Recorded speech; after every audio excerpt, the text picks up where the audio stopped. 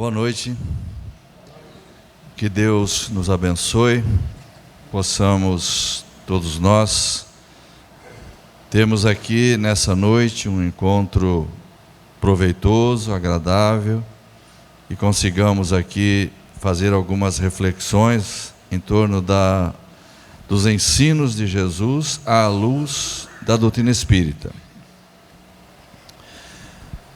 Nós temos oportunidade de ler no primeiro capítulo da terceira parte do Livro dos Espíritos,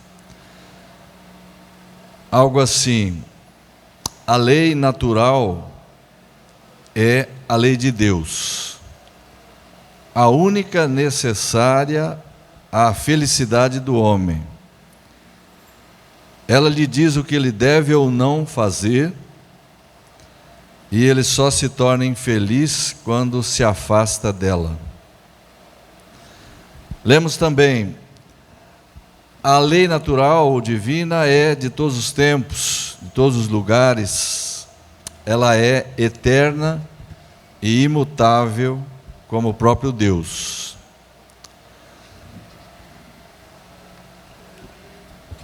A mim me parece que não nos ocorre nenhuma dúvida com relação ao fato da lei divina ser eterna, ser também imutável.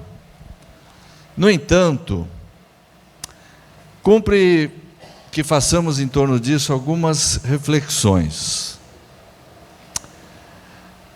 Apesar da lei divina ser eterna, imutável, ser de todos os tempos,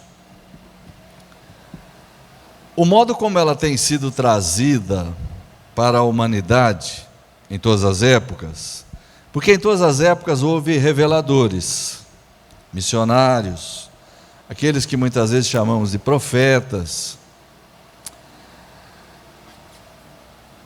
Em todas as épocas, cada um deles viu-se diante da necessidade de apropriar aquilo que dizia a capacidade de entendimento das pessoas, ajustando ao lugar, dando muitas vezes uma coloração própria àquela cultura, àquele lugar, àquele tempo. Mas também há um outro fato, um outro fator. Os próprios reveladores, os missionários, esses que em todos os tempos têm sido enviados a nós para trazer informações, para fazer revelações, nem sempre eles próprios estavam de posse da plena verdade. Muitas vezes eles também tinham limitações. Eles falaram de acordo com os recursos que possuíam. Agora, uma coisa que realmente varia muito, que tem variado muito ao longo de todo o tempo, e que com certeza ainda continuará variando por muito tempo, é o modo de compreensão da nossa parte. Como nós recebemos e assimilamos essas informações, essas revelações que vão sendo trazidas ao longo do tempo. Essa diversidade, digamos assim, entre as pessoas, é uma coisa tão notória, é uma coisa tão evidente, que qualquer um de nós facilmente admite essa diversidade. Nós temos algumas informações dentro da própria doutrina espírita acerca da igualdade. Então esse é um tema que precisa de uma reflexão um pouco mais aprofundada. A questão da igualdade entre as pessoas, entre os espíritos, a igualdade entre os homens, vamos dizer, está tratada com muita propriedade aqui, especialmente no Livro dos Espíritos. No capítulo 9 da terceira parte, existe uma das leis morais, dentre as 10 que compõem essa parte do livro. Uma delas chama-se Lei de Igualdade. Mas é preciso um entendimento mais aprofundado um pouquinho a respeito disso. Todos nós admitimos a questão da igualdade entre as pessoas. Por exemplo, esse capítulo se inicia com uma pergunta: todos os homens são iguais diante de Deus? Então vejamos, igualdade diante de Deus. Aqui nós temos essa informação. Sim, é óbvio que essa resposta tinha que ser positiva. Somos todos iguais diante de Deus. Porém, há que se fazer necessariamente algumas considerações a respeito disso. Em que consiste essa igualdade? Não é? Então aqui nós temos o seguinte: todos tendem para o mesmo fim, e Deus fez as suas leis para todos.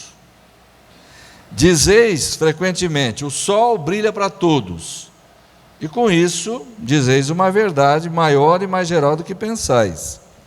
A isto, Allan Kardec acrescentou aqui um comentário de sua parte, um complemento, dizendo assim: todos os homens são submetidos às mesmas leis naturais.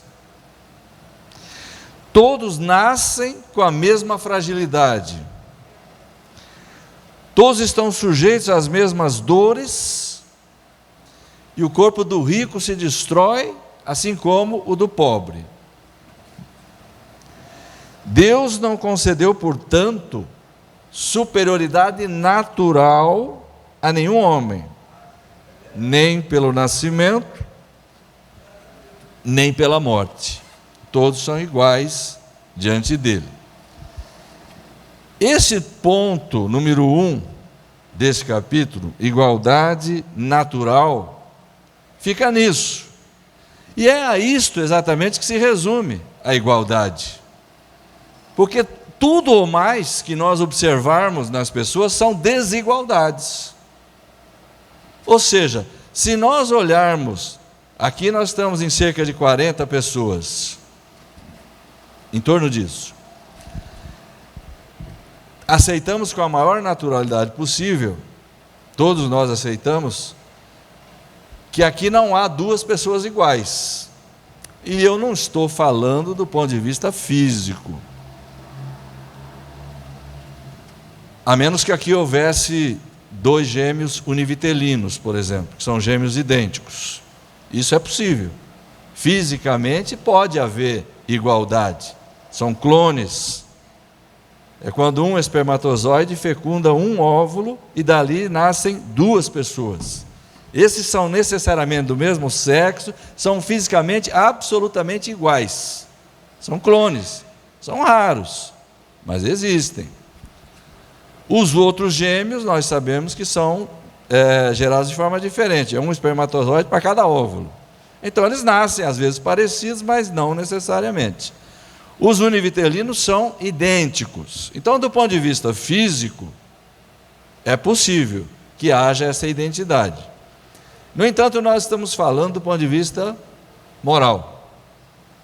Moral na definição que dá a doutrina espírita. O uso da palavra moral, como muitas vezes ocorre dentro da codificação, em contraposição à material. Então entendamos aí, inteligência, moralidade, qualidades, personalidade, tudo que não é pertinente à matéria está no campo moral. Então, igualdade moral, considerados todos esses aspectos, não existe. E nós podemos ir além. Nós somos hoje na Terra encarnados, já passamos dos 7 bilhões de pessoas. Faz tempo. Não há duas pessoas iguais. Repetindo, do ponto de vista moral, não há duas pessoas iguais. Então, quando se fala em igualdade aqui, e nós aceitamos isso como uma verdade, é preciso que entendamos sob quais pontos de vista estamos considerando essa igualdade. Porque quanto ao resto, fora esses pontos que foram abordados aqui, tudo que existe são desigualdades. A lei natural é de todos os tempos, de todos os lugares, é eterna, imutável, como o próprio Deus. Ok. Aqui nós vamos encontrar essa consideração já feita. Nós recebemos e compreendemos de maneira muito diferente, muito diversa, as informações acerca da lei de Deus. Por exemplo, a pregação do Evangelho. O próprio Cristo falou sobre essa diversidade.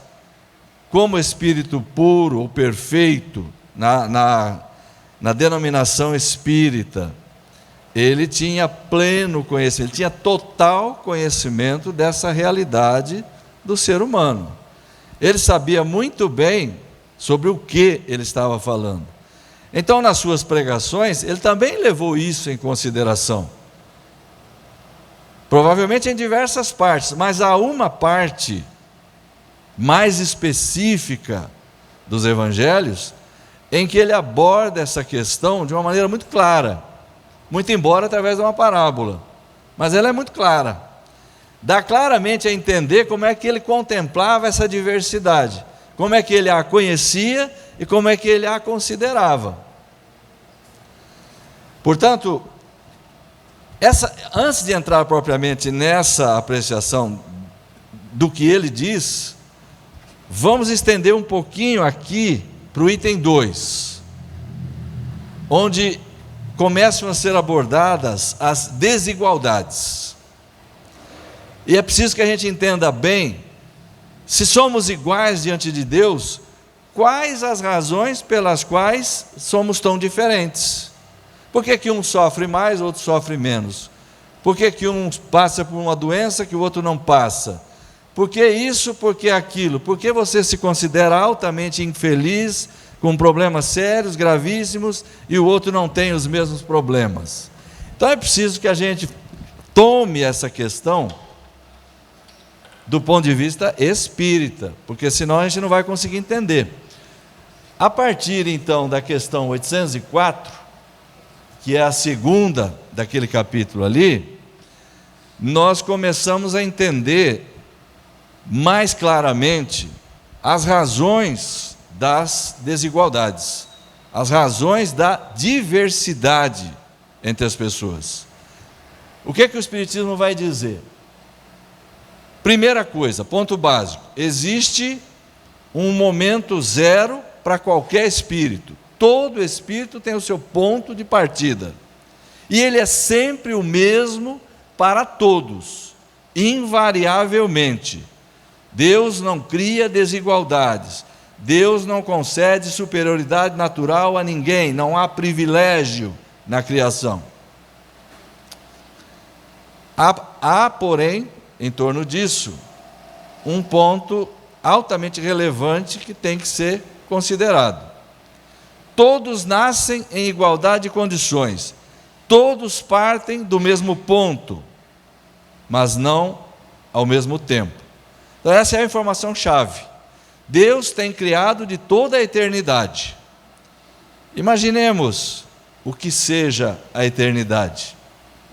Para a gente pensar um pouquinho, pensemos num tempo longo. Pensemos aí em 10 trilhões de anos, por exemplo. Muito longe da eternidade. Eternidade é a eternidade, não tem começo. Não sabemos quanto tempo recua.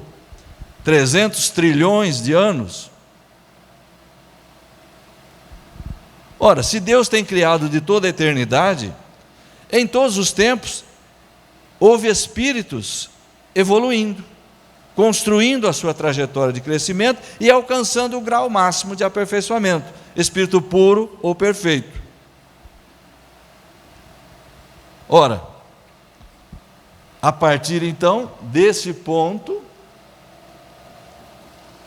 ao longo de uma sequência quase infinita, nós vamos progredindo, nós vamos realizando o crescimento. Deus cria a todos simples e ignorantes. Deus não cria espíritos bons nem espíritos maus, cria-os simples. Significa nem bom, nem mal. E ignorante. Zero de conhecimento. Iniciando então, a partir desse momento, uma trajetória de desenvolvimento, que vai se estender quase não, vai se estender ao infinito, a partir daqui. Nós só não dizemos que o Espírito é eterno, porque a significação principal da palavra eterno significa aquele que não tem começo nem fim, né? Então a gente não costuma aplicar isto ao Espírito, porque o Espírito, segundo a doutrina espírita, teve começo. Nós poderíamos com mais propriedade dizer que o Espírito é imortal. A partir desse ponto, começam a surgir as desigualdades. Elas vão se estabelecendo a partir daqui. O que nós temos de informação nessa questão número 804 é que as diferenças de aptidões, a diversidade de aptidões ou desigualdade entre as pessoas, se deve basicamente a dois fatores.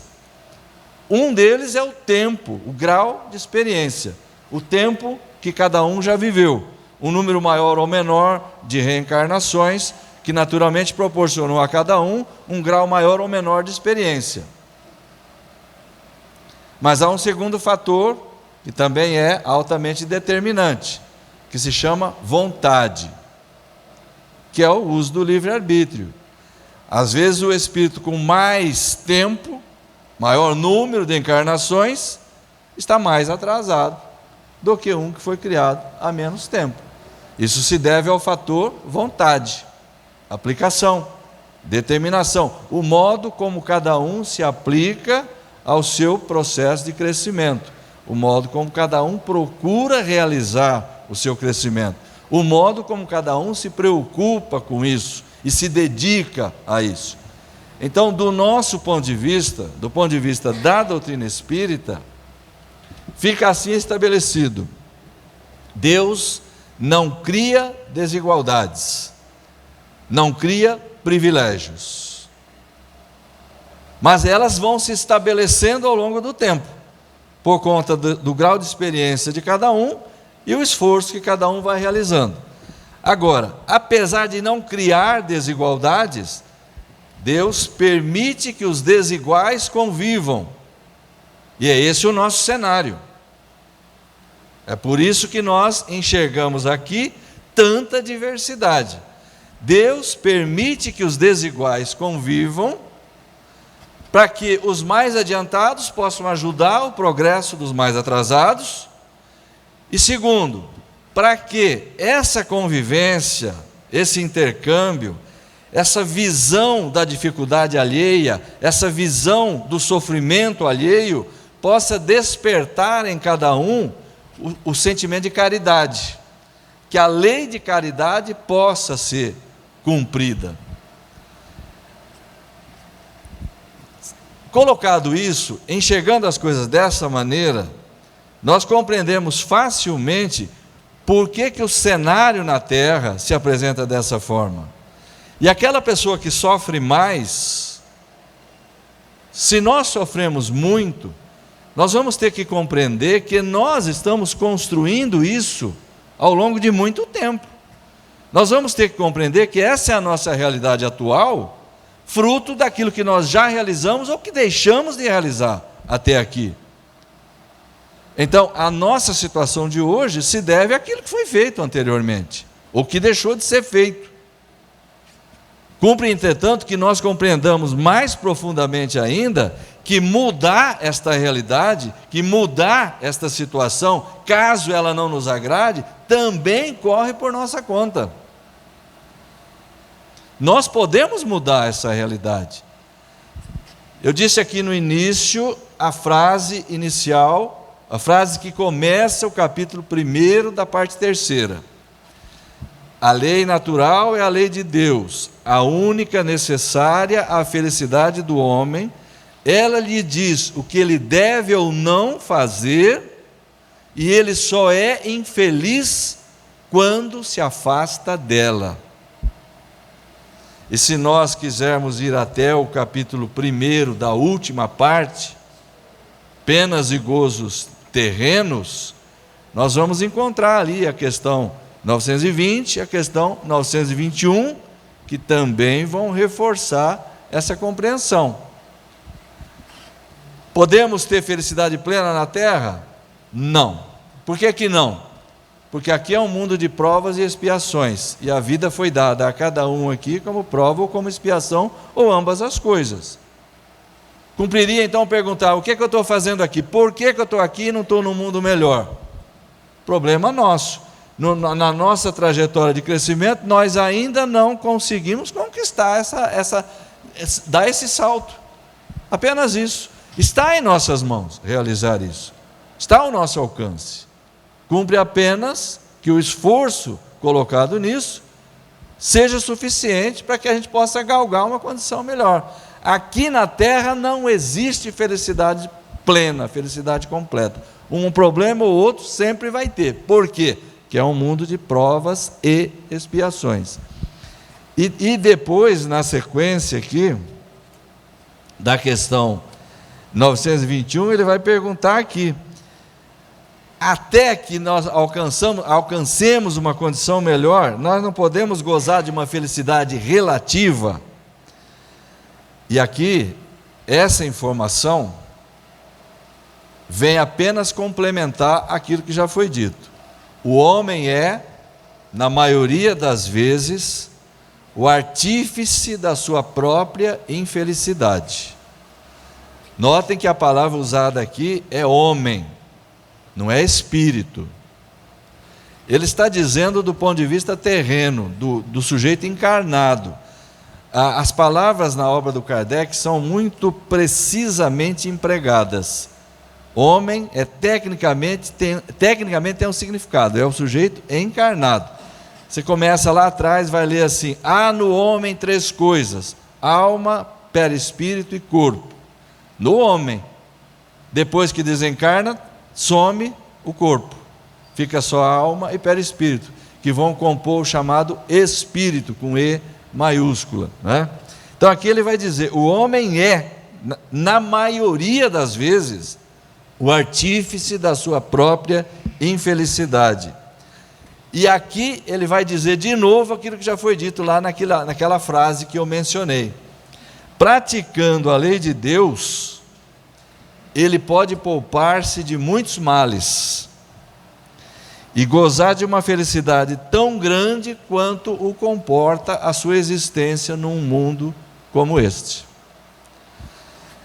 Colocadas as coisas dessa forma, nós passamos a compreender, do ponto de vista espírita, com bastante clareza, o cenário em que nós estamos inseridos, os porquês da diversidade, os porquês das desigualdades.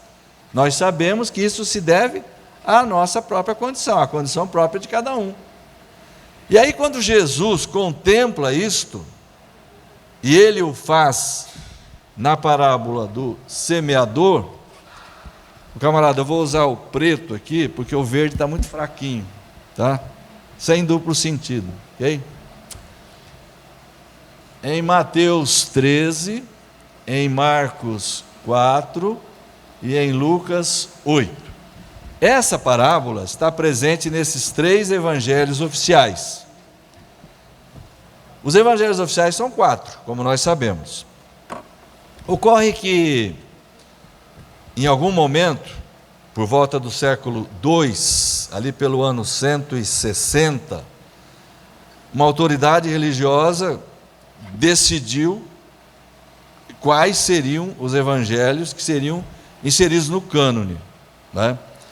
E foram esses 4. Havia dezenas de evangelhos, acho que todo mundo sabe disso, mas esses 4 foram inseridos então no cânone e passaram a compor o Novo Testamento. Então o Novo Testamento se compõe de 27 livros, 4 são evangelhos. Essa parábola está nesses 3. É um dos momentos, ela é tida pelos estudiosos, eles nos apresentam assim, como a primeira das parábolas apresentadas por Jesus. já de cima de um barco, porque a multidão pressionava, ele se afastou um pouco da margem para poder falar. E compôs esta parábola. Ela diz rapidamente o seguinte, todo mundo conhece, eu acho que eu vou repetir aqui, porque às vezes alguém não se lembra, na íntegra. Ela contempla basicamente essa questão do modo diferente de receber a mensagem do Evangelho, receber, assimilar e, consequentemente, a intensidade e a qualidade de resposta que cada um dá a essa mensagem. O semeador saiu a semear. Uma parte da semente caiu à beira do caminho. Vieram os pássaros e comeram. Uma parte caiu em terreno pedregoso. Ali a terra era pouco profunda, logo nasceu. Mas saindo o sol quente, como não tinha raiz, queimou. Outra parte caiu em meio a espinheiros. Crescendo os espinhos, sufocaram a semente. E por fim uma parte caiu em terra boa e deu fruto. A 100 por 1, a 60 e a 30. Ouça quem tiver ouvidos de ouvir. Essa é a íntegra daquilo que está escrito lá, resumidamente. Há algumas variações entre um evangelho e outro, mas na essência é isso. Essa última frase se repete em muitas ocasiões nos evangelhos, a gente vê. Provavelmente Jesus queria dizer, entenda quem puder. E eram muito poucas as pessoas que entendiam alguma coisa do que ele falava, principalmente quando falava em termos de parábolas. E é interessante que nos lembremos também que ele usou de parábolas acerca de assuntos um pouco mais complicados, que não convinha abordar talvez de modo mais direto, porém, sobre aquelas coisas que eram fundamentais, que de imediato as pessoas fossem tocadas por aquela mensagem, como amor, caridade, perdão, humildade. Sobre isso ele falou de uma linguagem direta, objetiva, sem usar de parábola. Nessa ocasião aqui, os discípulos o questionaram. Por que o Senhor fala ao povo por parábolas? Ele disse assim, porque a vocês foi dado conhecer os mistérios do reino de Deus, mas a eles não. Eles vendo não veem, ouvindo não ouvem, não compreendem. E disse lá mais algumas coisas. E eles pediram a ele que explicasse a parábola, o que dá claramente a entender que nem eles tinham entendido. Aquela questão de dizer assim, a vocês foi dado compreender, foi mais uma generosidade da parte dele. Percebe-se isso claramente, né? Porque eles também não tinham lá grandes entendimentos. E ele, respondendo ao pedido deles, deu uma explicação. A mim me parece que essa explicação deve vir em primeiro lugar em qualquer possível tentativa de interpretação que a gente faça. Porque foi ele que falou, pelo menos está escrito que foi ele que falou. Só tem essa e talvez a do joio e do trigo, que eu me recorde, que a gente encontra uma explicação de uma parábola dada por ele mesmo. Porque para a maioria delas não tem nenhuma explicação. Ele disse assim, a semente lançada é a mensagem do Evangelho. O semeador, ele nem entra nesse mérito, é evidente que era ele próprio, o maior de todos os tempos. Mas nós podemos também dizer que qualquer pessoa que ensina, que prega, é um semeador. Um professor, por exemplo, é um semeador. Está o tempo todo lançando sementes, com a finalidade de vê-las frutificar. Então ele diz assim, a semente é a mensagem do Evangelho.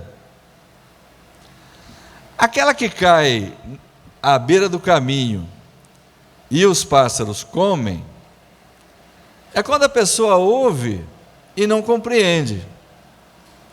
Então vem o maligno e retira o que ali foi semeado para que não frutifique.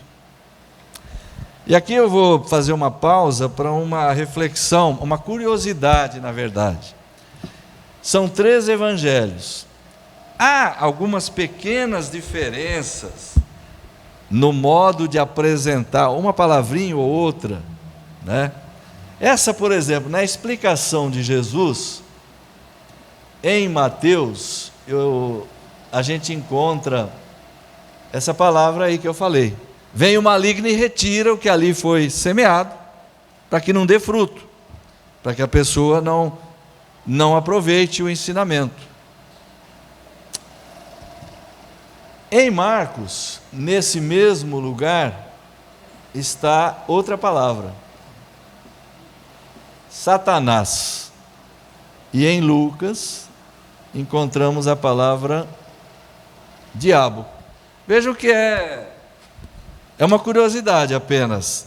No entanto, é interessante que façamos uma breve reflexão sobre isso. Breve. Ao olharmos para isso, obviamente vamos pensar assim, mas não é tudo a mesma coisa? Claro que é tudo a mesma coisa, mas não é aquilo que todo mundo pensa, ou que a maioria das pessoas pensam, ou que as religiões cristãs ensinam. Nós temos dentro do Espiritismo uma explicação muito melhor para esse tipo de coisa. As religiões cristãs tradicionais pretendem dar a esse personagem cidadania, CPF, RG, CEP, né? Nós, porém, sabemos que isso não existe, essa figura não existe, isso é meramente um símbolo para significar o mal, de uma maneira geral. Então vamos dar uma olhada nisso. Vem Satanás, retira o que ali foi semeado. Vem o maligno, retira. Vem o diabo e retira o que ali foi semeado para que não dê fruto. Existem muitos satanases. A palavra satã no hebraico significava adversário, opositor. Só isso. Diabo significa inimigo. Todos nós temos adversários, opositores, inimigos, por que não dizer? Não é? Internos e externos, não é? Adversários, satanases internos, todos os temos.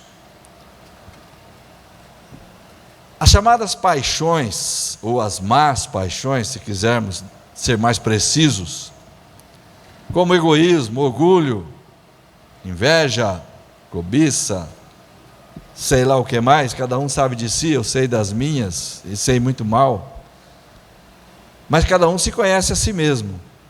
Então sabe o quanto esses fatores internos podem atrapalhar, não só na questão da recepção do ensinamento, mas principalmente no tipo e na qualidade de resposta que se dá a ele. Mas nós também temos adversários externos. Esses malignos, satanases, esses diabos aí estão por toda parte, nos influenciando. É óbvio que ali, ao falar isso aí, a maioria já pensou em obsessor. É também, não resta a menor dúvida. Atrapalha, pode atrapalhar até muito. Mas vamos um pouco além. Nós todos temos amigos, conhecidos, que de uma forma ou de outra, numa intensidade ou noutra, exercem alguma influência sobre nós, interferem conosco. Mas tem também a imprensa entendendo todos os canais de comunicação, rádio, televisão, jornais, revistas. Hoje nós temos a figura da internet, que é altamente influenciadora, e, se nós permitirmos, fortemente perniciosa. Depende, é uma ferramenta, é algo que está aí, não tem dono, é terra de ninguém, cada um usa como quer, e cada um se permite a si mesmo também deixar-se atingir da forma como queira, ler aquilo que queira. Há quem goste disso, há quem goste daquilo, há quem fique deleitado com determinadas coisas e há quem não goste. Então você é atingido, influenciado, se você quiser, por aquilo que você quiser, por aquilo que você permitir. Então, livros entre aspas, espíritas. Eu digo entre aspas, porque há uma enxurrada de livros que são despejados, assim, com uma frequência muito grande, dentro do movimento espírita. Hoje em dia qualquer um produz um livro, qualquer um publica um livro. Principalmente livros psicografados. O povo adora livro psicografado. Se for romance, melhor ainda. E se for do médium fulano de tal, aí então é maravilhoso, fantástico. E no entanto, nada se filtra, nada ou quase nada se examina, se aceita tudo. Se aceita tudo. Quando Jesus fala ali, ouve e não compreende, ele usa o verbo ouvir, que era peculiar ao seu tempo, porque escrever era muito difícil e muito raro. Hoje não. Hoje nós podemos falar assim: lê e não entende. Mas tem algo pior do que isso: não lê. Não lê o que deveria ler. E aí fica vulnerável. Não sabe discernir, não sabe filtrar. Nós temos uma informação aqui no capítulo 1, de novo, da terceira parte, em que os espíritos aconselham que os espíritas não desprezem nenhuma tradição religiosa, filosófica, porque em todas elas há grandes elementos de aprendizado, muito embora muitas vezes dispersos, perdidos em meio a um amontoado de contradições, de erros, mas que graças à chave que o Espiritismo dá, é possível coordená-los e extrair dali grandes verdades, em meio a tudo isso. Eis aí algo que deve nos estimular mais ainda a estudar profundamente a doutrina espírita. Porque como é que você vai ler um amontoado? Ele fala em tradição religiosa. Por exemplo, no Ocidente, nós temos aqui predominantemente a chamada tradição judaico-cristã. O pessoal chama assim, judaico-cristã. Ela está aqui. Isso aqui, caso não consigam ler aí, é uma Bíblia. Isso aqui é uma Bíblia. Uma Bíblia se compõe basicamente de Velho e Novo Testamento, para nós cristãos, que chamamos a Bíblia hebraica de Velho Testamento. O Novo Testamento é aquilo que se produziu a partir de Jesus, interessa somente a nós cristãos. Está aqui então uma tradição religiosa, bastante antiga. É possível encontrar aqui grandes verdades? Claro que é. Até no Velho Testamento. E esse até não é pejorativo. É porque é mais difícil, é mais complicado. É um trabalho de garimpagem. Mas veja, se as coisas estão perdidas em meio a uma série de erros, de contradições, como é que você vai localizar a verdade ali no meio? Se você não dispuser de um gabarito, de um filtro, que lhe permita fazer essa separação, uma peneira. Eu vejo essa peneira na codificação espírita. É a única que nos habilita. E é isso que os Espíritos dizem aqui, nessa pergunta e resposta. Com a chave que o Espiritismo dá, é possível coordenar essas questões e tirar delas grandes verdades, grandes ensinamentos. Então eu vou voltar ao que eu estava falando. Pior do que isso, não lê. Aquela pessoa que não faz questão nenhuma de aprender nada. Trata o Espiritismo como se o Espiritismo fosse uma religião tradicional, à qual você atende cumprindo determinados rituais, determinadas cerimônias. E esse é um dos graves problemas do movimento espírita brasileiro. O Espiritismo não é isso. O Espiritismo tem o formato de uma ciência, tem o formato de uma filosofia com consequências morais. Você quer chamar de religião? Pode. Você gosta disso? Chame de religião. Mas entenda bem o que você está dizendo com essa palavra. Religião é uma palavra polissêmica, como a maioria das palavras, tem vários significados. Existe a palavra polissêmica, simétrica, e existe a assimétrica. Religião é uma palavra polissêmica assimétrica, ou seja, há um sentido dominante, que se você conversar, em qualquer meio que você conversar e usar a palavra, a maioria das pessoas vai entender de uma forma. É um conjunto de rituais, com dogmas, com hierarquia sacerdotal, com cultos, etc, etc, etc. Esse é o entendimento usual da palavra religião. Tá, e como é que o Espiritismo é religião? É no ponto de vista filosófico. Porque o que é ser uma religião do ponto de vista filosófico? Promover, trazer princípios que promovam a melhoria do homem, que consigam aproximá-lo de Deus, que tragam ensinamentos filosóficos que elevem a criatura, que mudem os seus sentimentos, que estimulem a criatura à prática da caridade, do amor, da solidariedade, mas não tem hierarquia sacerdotal, não tem culto, não tem dogma, não tem nada que caracterize uma religião na acepção usual da palavra. Então, se você disser que o Espiritismo é uma religião, é você que tem que explicar por que você acha que é uma religião, porque os outros vão entender. Ah, como é que vocês fazem casamento lá? Como é que vocês fazem batizado lá? Não, nós não fazemos. Mas que religião que é essa que não faz? Não é? Então você que vai ter que explicar. Você gosta de falar que é religião? Então fale, tudo bem, não tem nenhum problema. O Kardec falou as duas coisas. Ele falou que era religião e falou que não era. E explicou por quê. Né?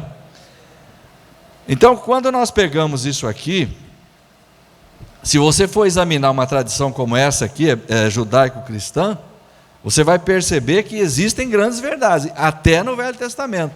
Mas você precisa realmente dessa chave que o Espiritismo proporciona, para poder coordenar essas informações e tirar dali aquilo que é realmente coerente e descartar o resto, até no Novo Testamento. O Novo Testamento está repleto de impropriedades, coisas que não combinam com a doutrina espírita. E o Kardec descartou. Ou atribuiu àquilo ali o significado de parábola apenas, e nada mais que isso. As coisas são narradas aqui como fatos, como coisas acontecidas. E elas não fazem nenhum sentido para Kardec. Então ele coloca como parábola. Apenas isso. Transformar a água em vinho, figueira que secou, tentações de Jesus, todas essas questões e muitas outras que são apresentadas aqui nos evangelhos como fatos, simplesmente ele dá a essas passagens o caráter de parábola, porque aquilo nunca poderia ter acontecido. Uma série de coisas que não tem nada a ver com o Espírito puro ou perfeito encarnado. O Espírito puro ou perfeito encarnado jamais teria fraqueza de nenhuma espécie. E o Evangelho apresenta Jesus em condições deploráveis, muitas vezes, não é? Pai, afasta de mim esse cálice. Senhor, por que me abandonaste? Isso não tem o menor cabimento. Às vezes a gente fala isso e muita gente fica chocada. Acha que a gente está inventando. Eu vou aqui falar e dizer por que eu estou falando. Na Revista Espírita de fevereiro de 1868, isso aqui é só um exemplo, só um. Há uma mensagem de São Luís que diz assim: os Messias, notem que ele usa o plural. Obviamente ele tá claramente dizendo que espíritos desse tipo existem ao infinito. Aqui na Terra tem muita gente que acha que Jesus é o único, né?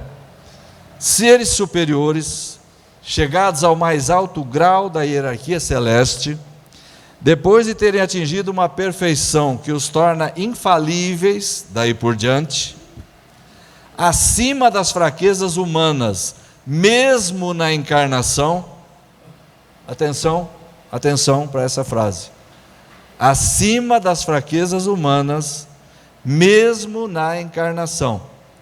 No livro A Gênese, capítulo 15, os milagres do Evangelho, Kardec trata no primeiro ponto, superioridade da natureza de Jesus, e ele vai falar acerca de Jesus ali.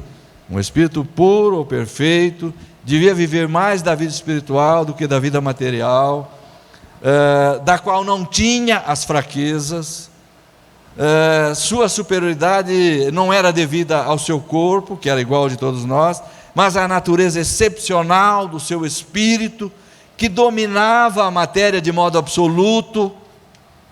Precisa mais? Não é necessário. É que muitas vezes as pessoas não entendem muito bem isso. Então ele vai dizer aqui mais, admitidos nos conselhos do Altíssimo, recebem diretamente sua palavra. Nós aprendemos com o Espiritismo que ou os espíritos puros ou perfeitos são os únicos detentores da verdade plena, conhecem a Deus e são os seus representantes pelo universo afora. Então aqui ele diz assim, verdadeiros representantes da divindade, da qual tem o pensamento, comungam o pensamento com Deus. Lembra que no Evangelho de João tem uma frase que fala assim, eu e o Pai somos um? E as religiões usaram para falar assim, Jesus é Deus, né? Ele está falando que Ele é Deus. Olha lá, ele está falando que Ele é Deus. Não é um símbolo, é uma linguagem, uma força de expressão. Ele queria simplesmente significar a unidade de pensamento existente entre Ele e Deus. Esses espíritos detêm a verdade, eles trazem consigo o pensamento divino, são infalíveis. A matéria não lhes impõe fraquezas, não lhes impõe restrições, não lhes impõe limitações, tentações, de forma que ele estava permanentemente na plenitude do seu poder espiritual. Não acontece conosco. A nós, espíritos como nós, a encarnação tolhe. Nós temos muitas das nossas faculdades reduzidas na encarnação. Ao desencarnar, ainda que gradativamente e não de imediato, nós entramos na posse de faculdades mais plenas, mais completas. Mas na encarnação nós ficamos mais limitados. Ele não, né? Então, eu vou fazer igual o Eurípides agora, camarada. Onde que eu estava?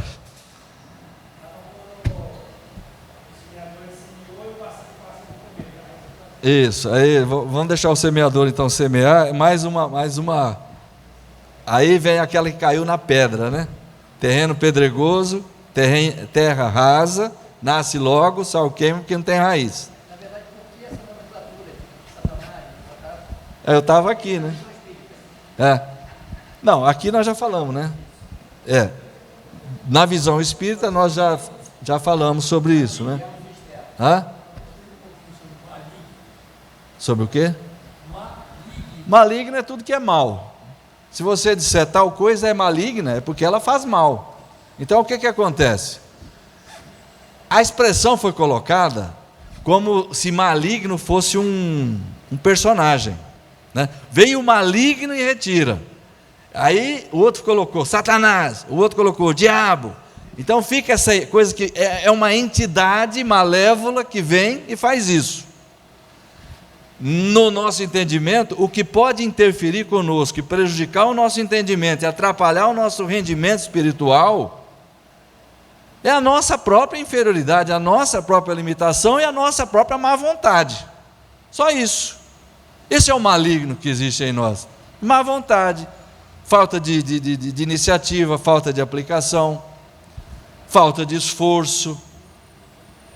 E outra coisa muito interessante, o modo como nós somos suscetíveis de receber influenciações exteriores que tragam prejuízo, que interfiram com a nossa compreensão, atrapalham o nosso entendimento e interfiram com as nossas atitudes, nos deixarmos influenciar.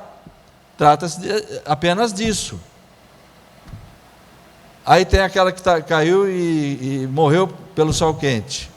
Aí ele vai dizer assim: quando a pessoa recebe a mensagem do Evangelho, a princípio com empolgação, com entusiasmo, Mas sobrevindo as primeiras tribulações, perseguições, por causa da palavra, a pessoa se escandaliza e abandona. Essa é a palavra que está lá no Evangelho, é a expressão que está lá no Evangelho. É fácil de entender que na época de Jesus, declarar-se cristão, não só na época dele, mas também nos tempos que vieram logo após, declarar-se cristão era algo realmente muito arriscado, era colocar o pescoço na guilhotina, não resta a menor dúvida. Muita gente morreu por causa disso, defendendo a crença cristã e tudo mais. Ia para ia para o circo, ia para leões e o diabo aquático, né? Aí, nós também a respeito disso, podemos trazer para o nosso meio. Podemos facilmente trazer para o nosso meio e localizar alguma coisa também entre nós, com relação a isto. É a empolgação que muitas vezes toma conta da pessoa logo que ela chega ao centro espírita. Porque em geral a pessoa vem ao centro espírita buscando soluções para os seus problemas.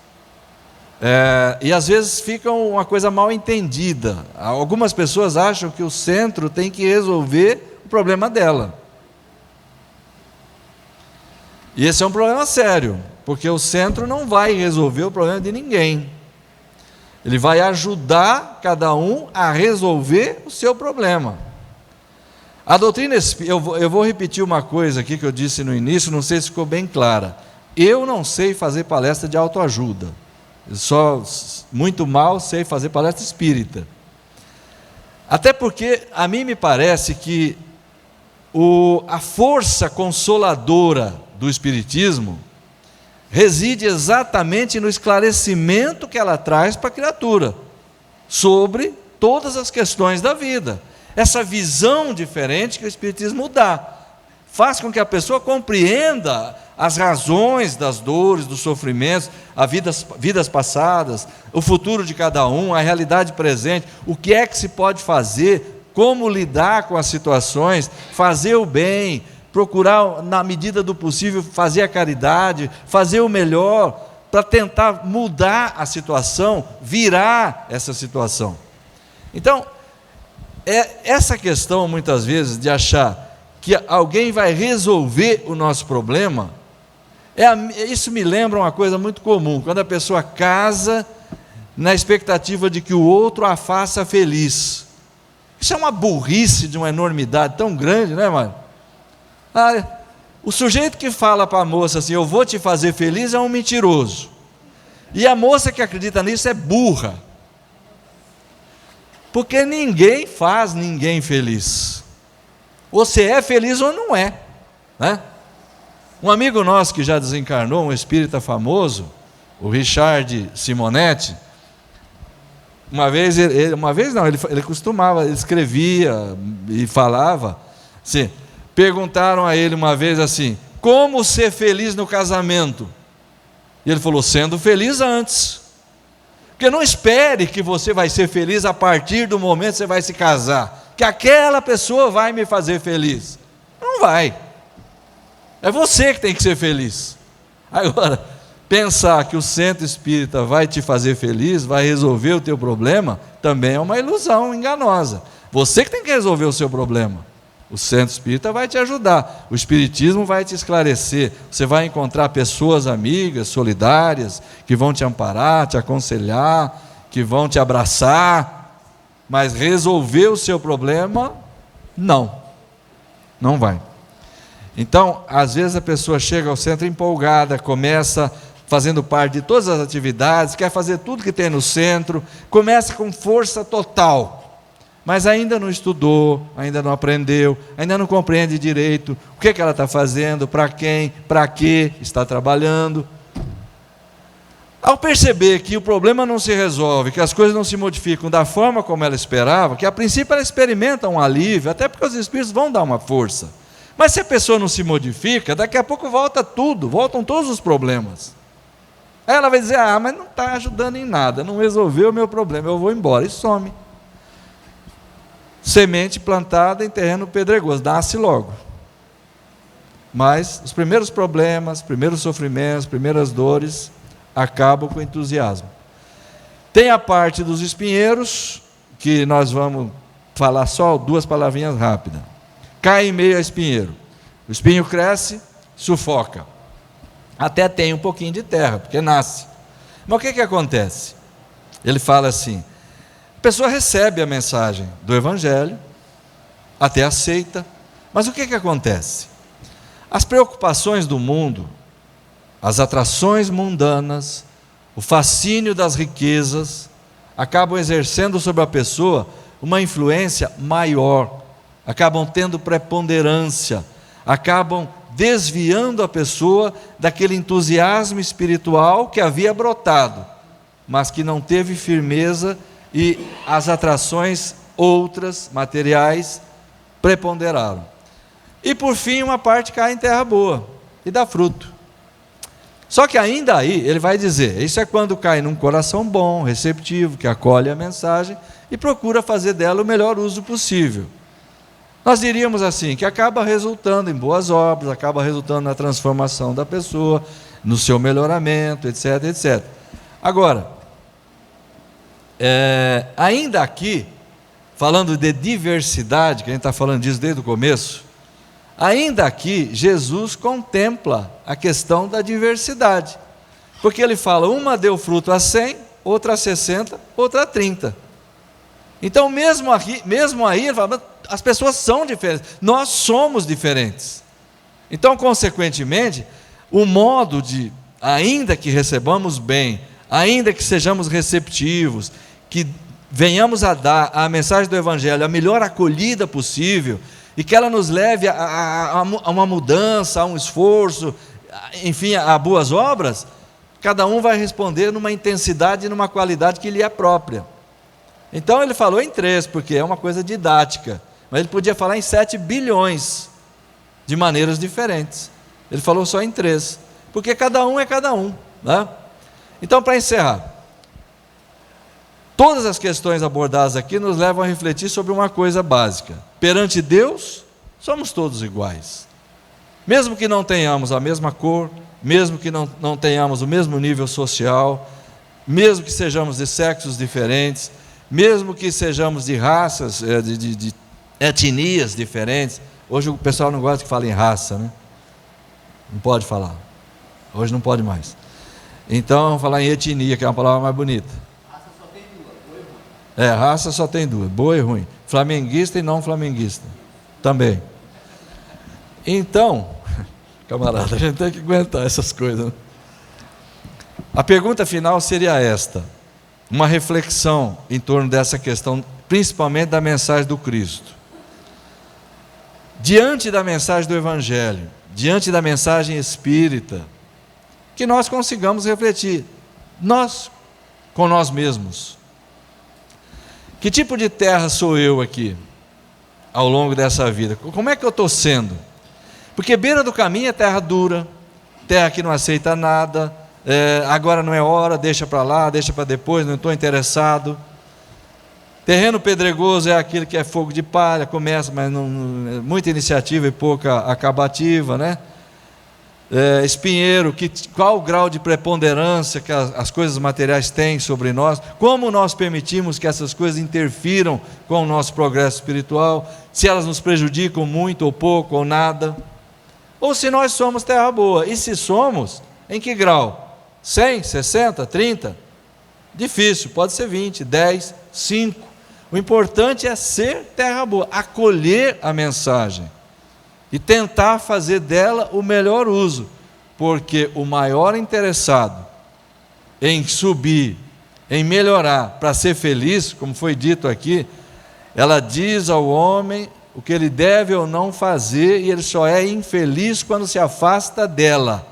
A mensagem do Cristo, pelo menos do ponto de vista moral, indubitavelmente, traz a lei divina na sua mais pura expressão. Portanto, viver o Evangelho é viver a lei divina, como nós imaginamos que seja. Que Deus nos abençoe e muita paz a todos.